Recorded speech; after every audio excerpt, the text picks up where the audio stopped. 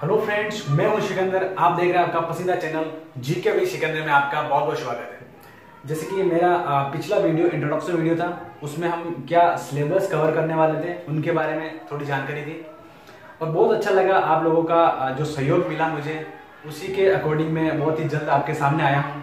और हम स्टार्ट करने वाले थे भारत का भूगोल। भारत का भूगोल स्टार्ट करने से पहले हम अक्षांश और देशांतर को समझेंगे। आज का हमारा टॉपिक अक्षांश और देशांतर होगा। अक्षांश देशांतर, अक्षांश क्या होते हैं? एक स्टूडेंट का बहुत ही बड़ा कंफ्यूज होता है कि अक्षांश रेखा क्या होती है, अक्षांश वृत्त क्या होते हैं, अक्षांश क्या होते हैं, ये कितने होते हैं। इसमें एक बड़ा कंफ्यूज क्रिएट हो जाता है। तो आज हम स्टार्ट करते हैं। जैसा कि अक्षांश रेखा, इंग्लिश में इसे लैटिट्यूड बोलते हैं एंड देशांतर को बोलेंगे लॉन्जिट्यूड। इंग्लिश ज्योग्राफिकल हिसाब से हम इंग्लिश टर्म भी हम यूज कर सकते हैं। ये भी आने वाले एग्जाम्स जो होते हैं उसमें बहुत ही अच्छा हेल्प करता है। तो हम देखते हैं कि आपके सामने मैं ये ग्लोब बनाता हूं। देखो, पृथ्वी का प्रतिरूप है ग्लोब। ग्लोब के मध्य से एक लाइन गुजरती है जिसे हम 0 डिग्री अक्षांश बोलते हैं।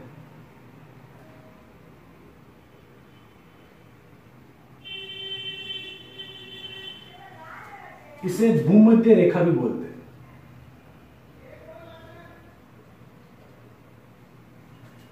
भूमध्य रेखा मतलब भूमि के मध्य से गुजरने वाली, यानी कि पृथ्वी को हम ग्लोब बोल सकते हैं। ग्लोब एक उसका मॉडल है पृथ्वी का। भूमध्य रेखा मतलब भूमि के मध्य से गुजरने वाली। भूमध्य रेखा क्या होती है, क्या करती है कि ये पृथ्वी को 2 भागों में बांटती है। इसका जो ऊपरी पार्ट है वो उत्तरी गोलार्ध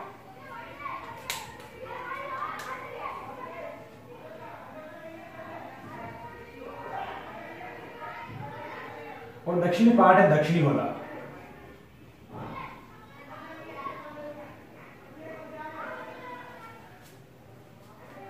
भारत किस गोलार्ध में है, ये जब भारत का स्थिति विस्तार आएगा तब हम उसे इसी के अकॉर्डिंग समझने की कोशिश करेंगे।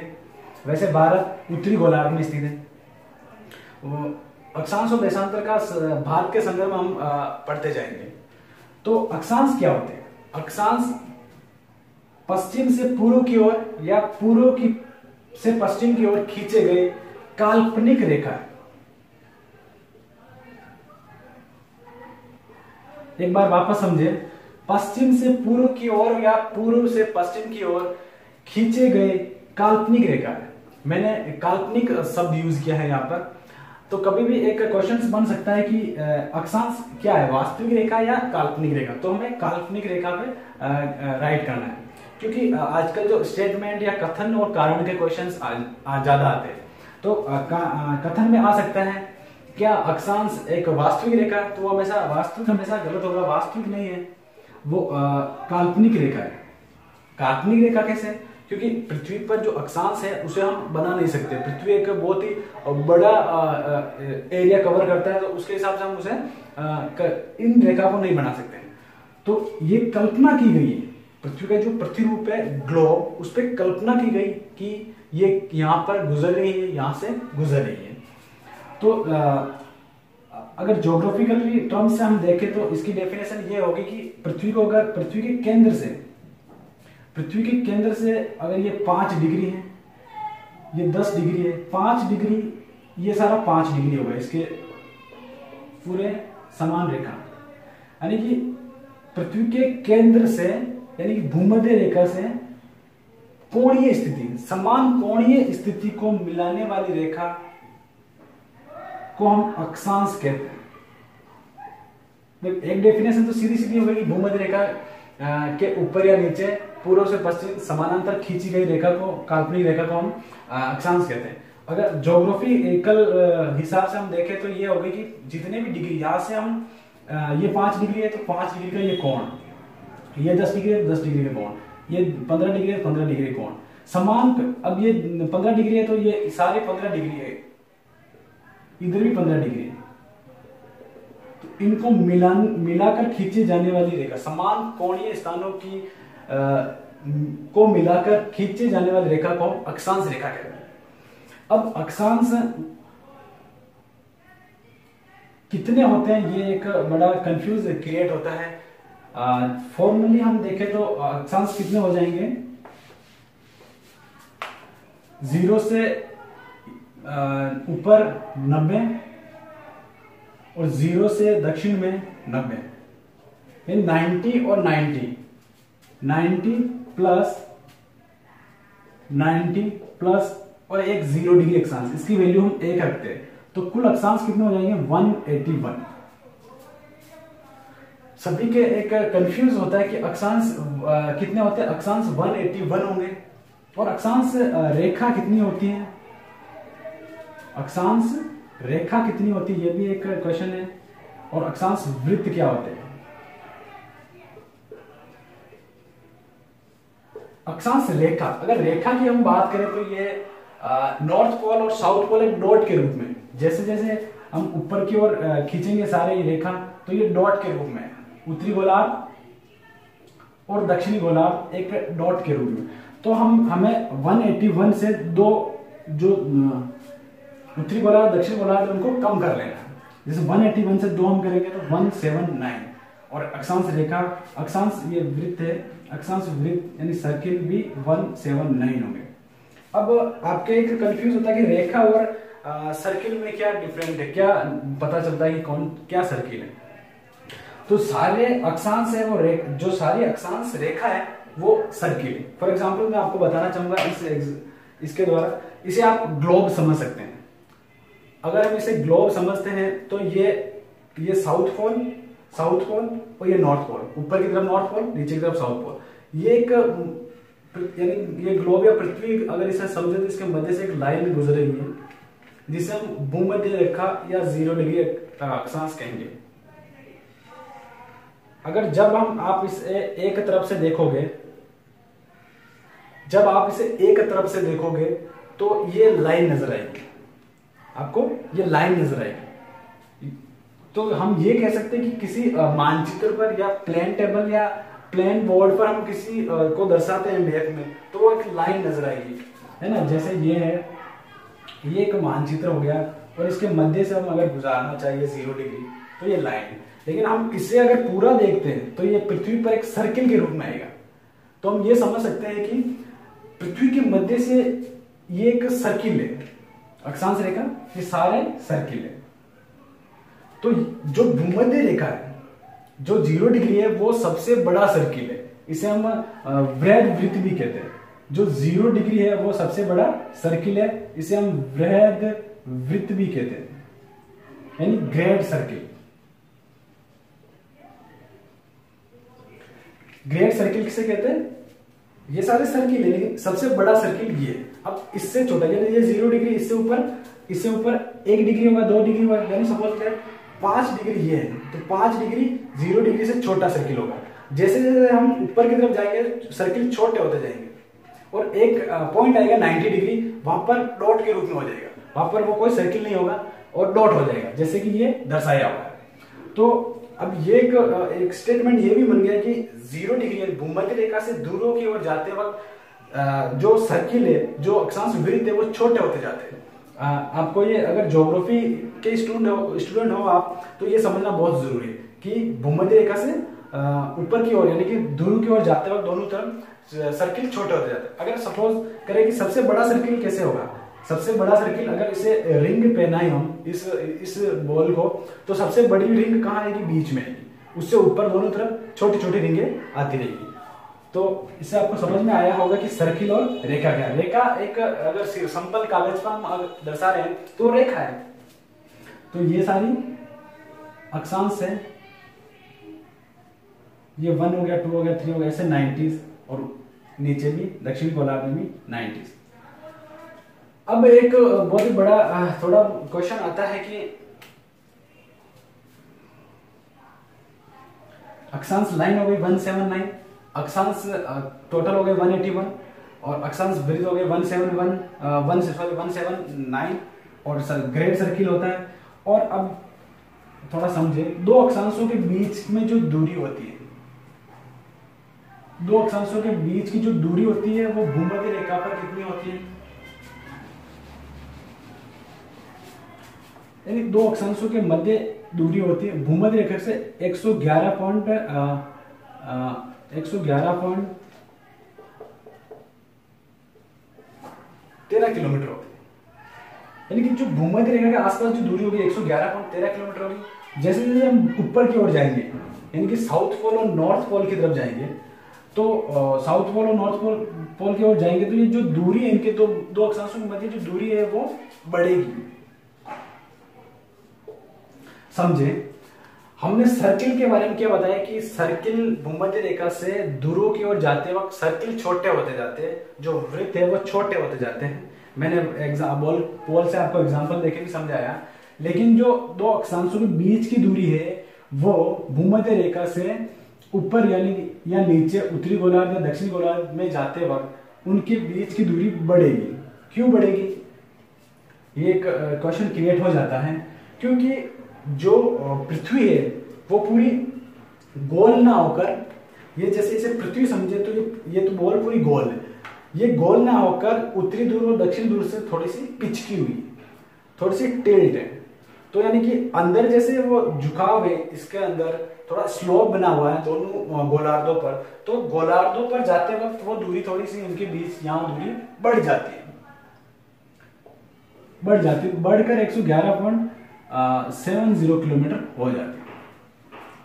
तो ये समझे कि एक स्टेटमेंट ये भी आ सकता है कि अक्षांश रेखाओं की दूरी, मध्य के बीच की दूरी भूमध्य रेखा से दूरों की ओर जाने पर घटती है, बढ़ती है, वही रहती है या समान रहती है, इनमें से कोई नहीं। तो हम समझ सकते हैं कि बढ़ेगी,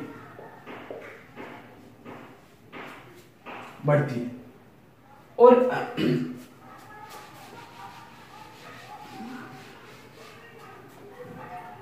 इनके जो मध्य है, दो अक्षांशों के जो मध्य स्थान है, दो अक्षांशों के मध्य स्थान को हम क्या कहते हैं? कटिबंध कहते हैं।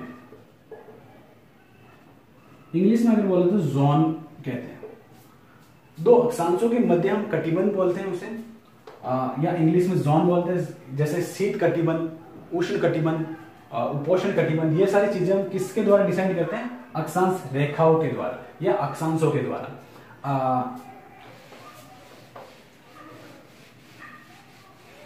अक्षांश का उपयोग क्या है?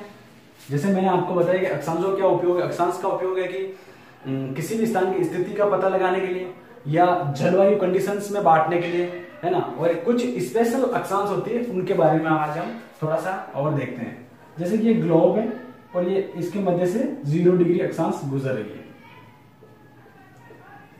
इससे जैसे कि मैंने पहले बताया आपको थोड़ा सा, और 0 डिग्री अक्षांश के बारे में बता देता हूं। 0 डिग्री अक्षांश को हम भूमध्य रेखा बोलते हैं।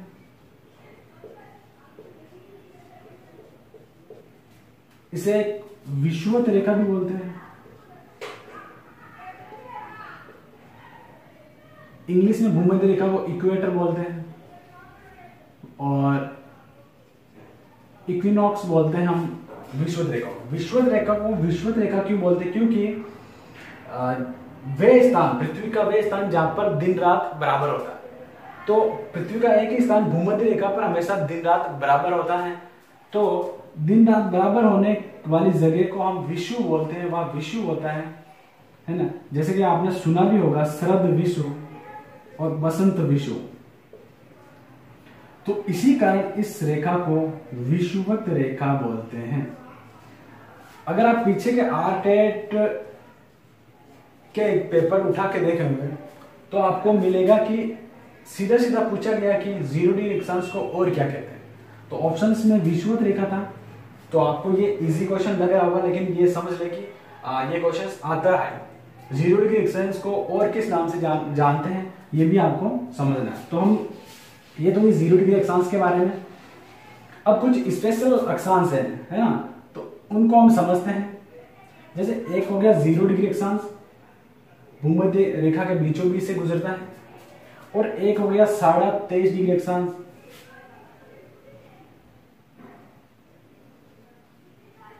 23.5 डिग्री उत्तरी अक्षांश, 23.5 डिग्री उत्तरी अक्षांश। एक है 23.5 डिग्री दक्षिणी अक्षांश। समझने की कोशिश करें, यहां से क्वेश्चन बनते हैं। 23.5 डिग्री अगर उत्तरी अक्षांश पूछे तो वो कर्क रेखा होगी,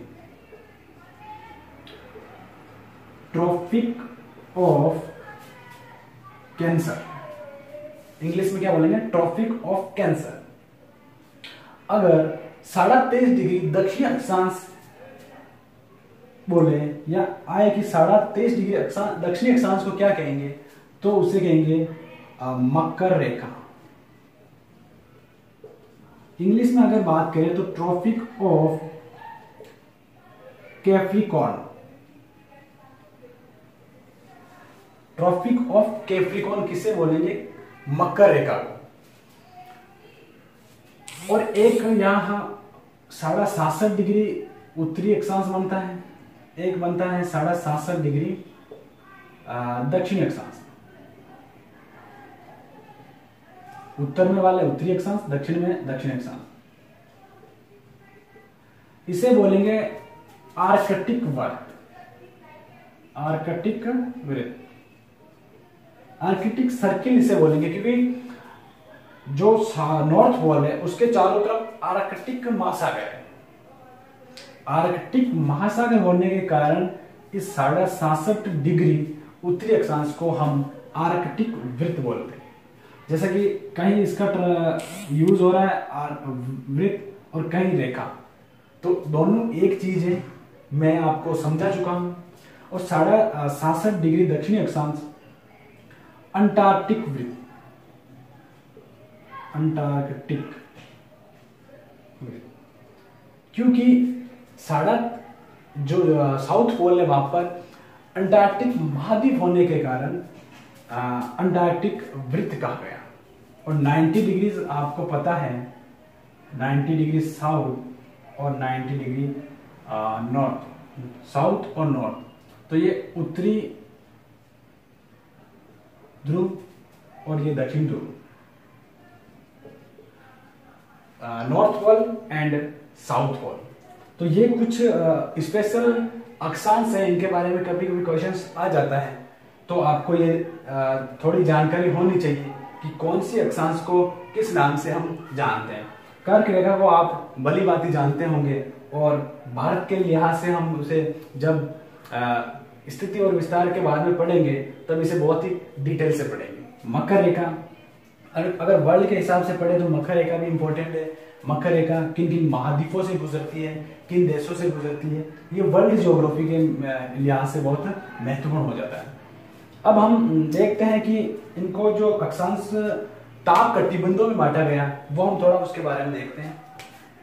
जैसे कि 0 डिग्री के ऊपर 23 डिग्री साउथ और 23.5 डिग्री अक्षांश नॉर्थ और साउथ, यानी कर्क रेखा और मकर रेखा के बीच में जो एरिया है उसे हम बोलेंगे उष्ण कटिबंधीय। उष्ण कटिबंध, ये क्षेत्र कौन सा हो गया? उष्ण कटिबंध। और 67.5 डिग्री कर्क रेखा उत्तरी अक्षांश और 67.5 डिग्री दक्षिण अक्षांश मकर रेखा के ऊपर जो एरिया है उसे बोलेंगे शीतोष्ण कटिबंध। अक्षांशों का निर्धारण, कटिबंधों का निर्धारण अक्षांशों के द्वारा होता है। और जो 67 डिग्री उत्तरी अक्षांश आर्कटिक वृत्त से साउथ पोल यानी कि उत्तरी ध्रुव और दक्षिण ध्रुव की ओर दोनों तरफ शीत कटिबंध बोलेंगे। ये सेम होगा यहां तक, फिर यहां पर भी शीतोष्ण कटिबंध, दोनों उत्तरी गोलार्ध और दक्षिण गोलार्ध में दोनों में सेम। और शीत कटिबंध ये एरिया होगा।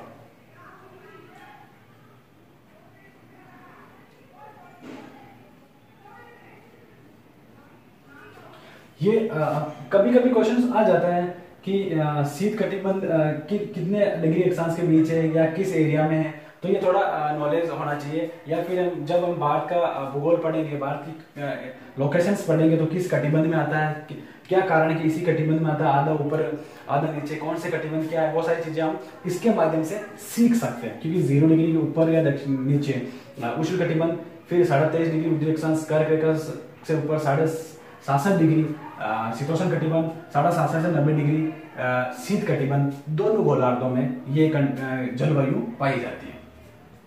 तो अब क्या होता है कि 0 डिग्री अक्षांश से ध्रुवों की ओर जाने पर, 0 डिग्री अक्षांश से ध्रुवों की ओर जाने पर जैसे जैसे हम 0 डिग्री से ऊपर की ओर जाएंगे तो तापमान में वृद्धि होगी, तापमान में वृद्धि होगी, सॉरी 0 डिग्री से ध्रुवों की ओर जाने पर तापमान में कमी होती है और 90 डिग्री साउथ पोल से या 0 डिग्री भूमध्य रेखा की ओर तापमान में वृद्धि होती है। क्यों?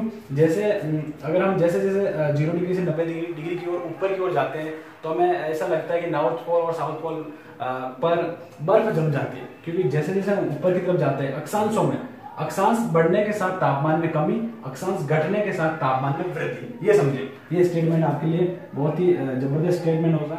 अगर अक्षांश बढ़ रही है तो इसका मतलब तापमान में कमी आ रही है। जैसे कि हम 0 डिग्री पे है अभी, हम 23 डिग्री पे जाए या 66 पे जाए, 90 डिग्री जाते जाते बर्फ जम जाती है, तो तापमान में कहीं ना कहीं कमी आती है।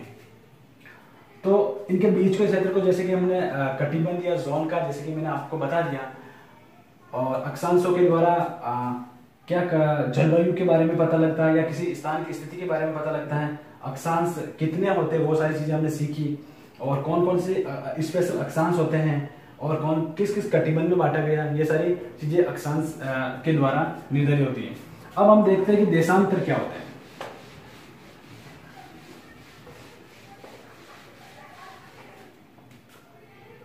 इसे अगर ग्लोब समझे, देखो अक्षांश हमने क्या समझा, एक अक्षांश को गुजारा हमने 0 डिग्री अक्षांश भूमध्य रेखा के बीच में से। अभी देशांतर, देशांतर क्या होता है? देशांतर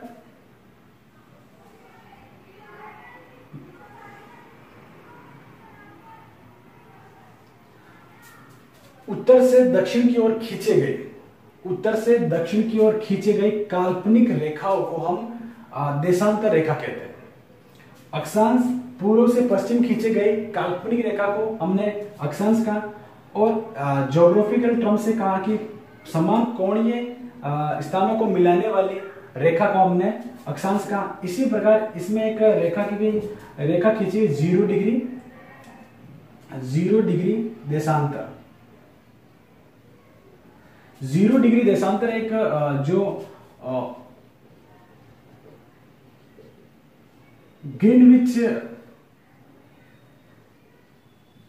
ग्रीनविच स्थान है लंदन में, लंदन के ग्रीनविच स्थान से गुजारी गई, तो इसे 0 डिग्री डिसाइड किया गया। अब 0 डिग्री के पश्चिम वाला भाग पश्चिम गोलार्ध,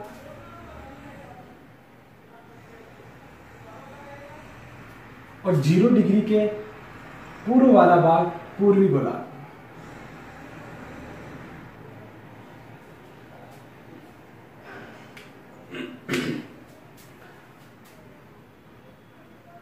जीरो डिग्री के विपरीत, 0 डिग्री के विपरीत एक रेखा है 180 डिग्री देशांतर। समझने की कोशिश करें, अगर पृथ्वी को हम एक ग्लोब माने तो ये कितने डिग्री में डिवाइड हो जाएगी? 360 डिग्री में, है ना, एक एक डिग्री करके 360 डिग्री हो जाएगी। तो हम समझे कि कुल देशांतर कितने हैं? 360। 1 डिग्री का देशांतर है, और 0 डिग्री से अगर पश्चिम की ओर बात, इसे मैं थोड़ा सा इस टाइप ब्रीफ करना चाहूंगा। अगर इसे 0 डिग्री समझे, और ये हो गया पश्चिमी गोलार्ध, और ये हो गया पूर्वी गोलार्ध। 0 डिग्री देशांतर ये हुई।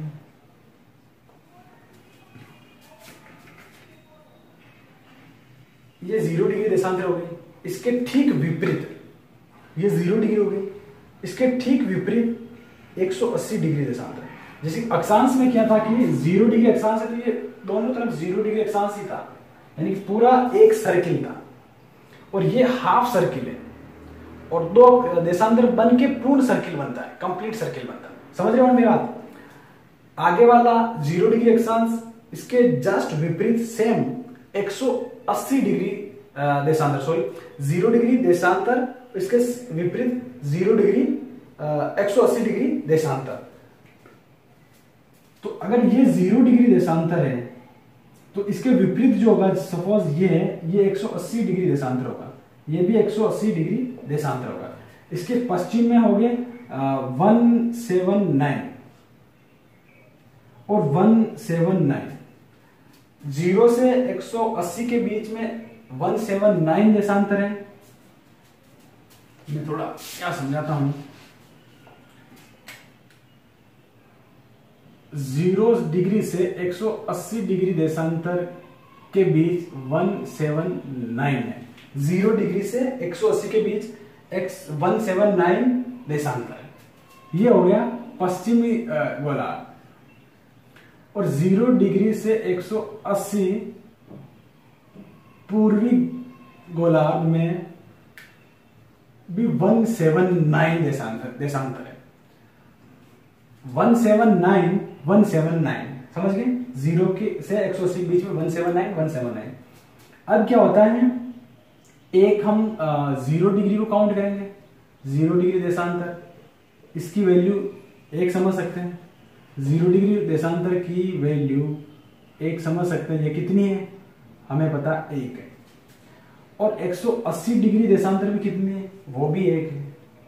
अगर अब इसे काउंट करें तो 360 डिग्री, 360 देशांतर होंगे।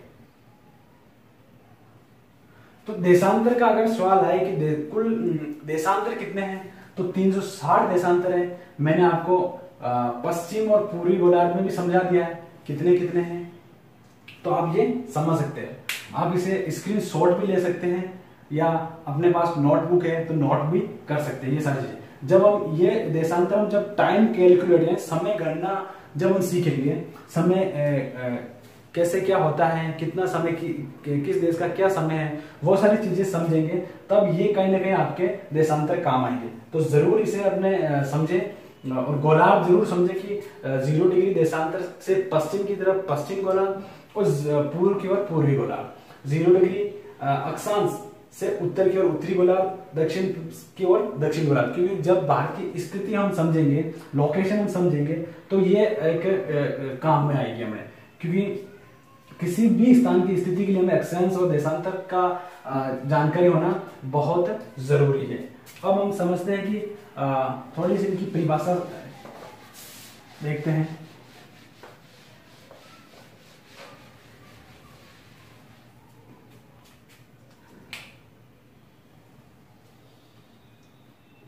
पूर्व से पश्चिम की ओर खींची गई 0 डिग्री अक्षांश, ये सारे अक्षांश हैं। ये 90 हो गई, ये भी 90 हो गई, और ये 0 डिग्री देशांतर है।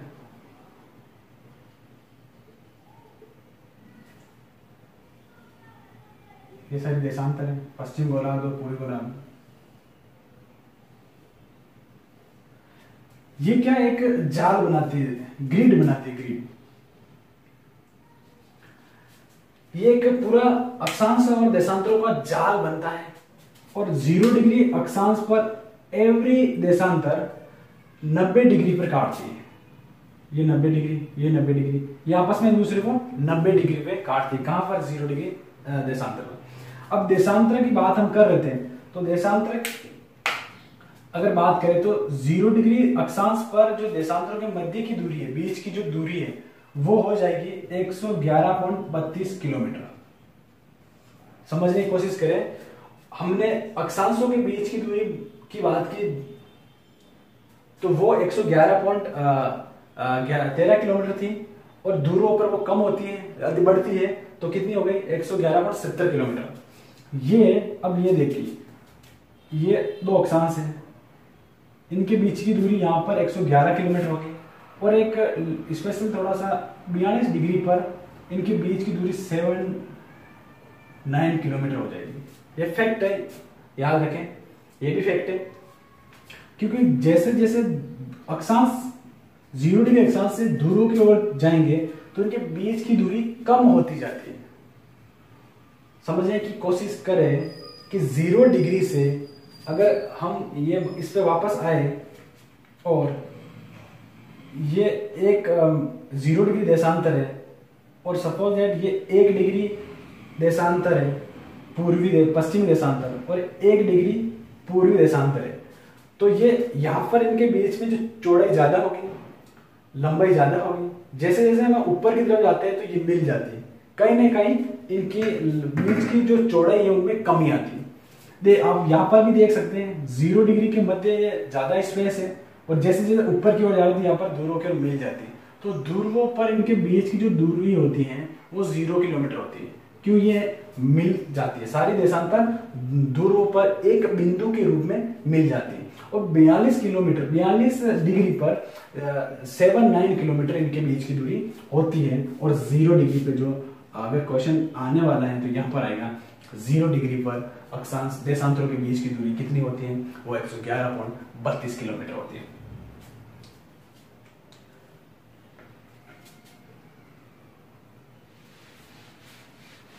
अब हम कुछ स्पेशल अक्षांश समझने की कोशिश करेंगे, अक्षांश क्या देशांतर समझने की कोशिश करेंगे।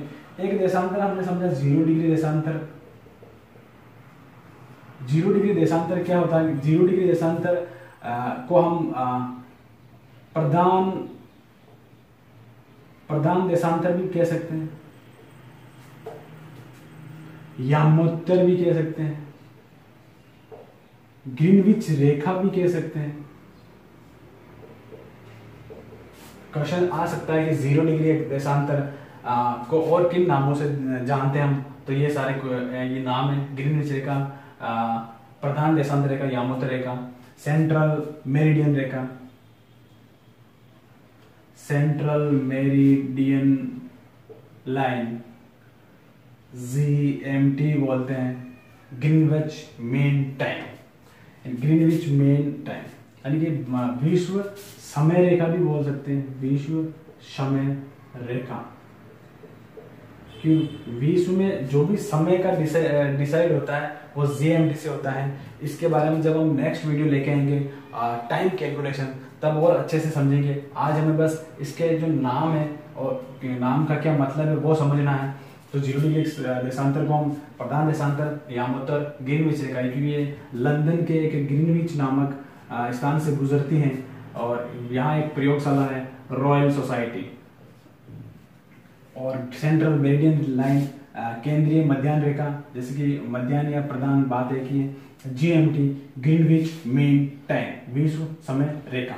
ग्रीनविच मतलब ग्रीनविच रेखा से गुजरती है तो वहां से समय का डिसीजन होता है, वहां से समय का पता लगता है। और एक 180 डिग्री देशांतर, इनके साथ नहीं तो पूर्व जुड़ता है नहीं पश्चिम जुड़ता है। ये एक अपने आप में एक देशांतर हो, स्पेशल देशांतर होती हैं। तो 180 डिग्री देशांतर का मतलब ये हो गया, इसे हम अंतरराष्ट्रीय तिथि रेखा भी कहते हैं। क्वेश्चन आता है कि अंतरराष्ट्रीय तिथि रेखा किसे कहते हैं? 180 डिग्री देशांतर। अंतरराष्ट्रीय या विश्व समय रेखा किसे कहते हैं? 0 डिग्री देशांतर।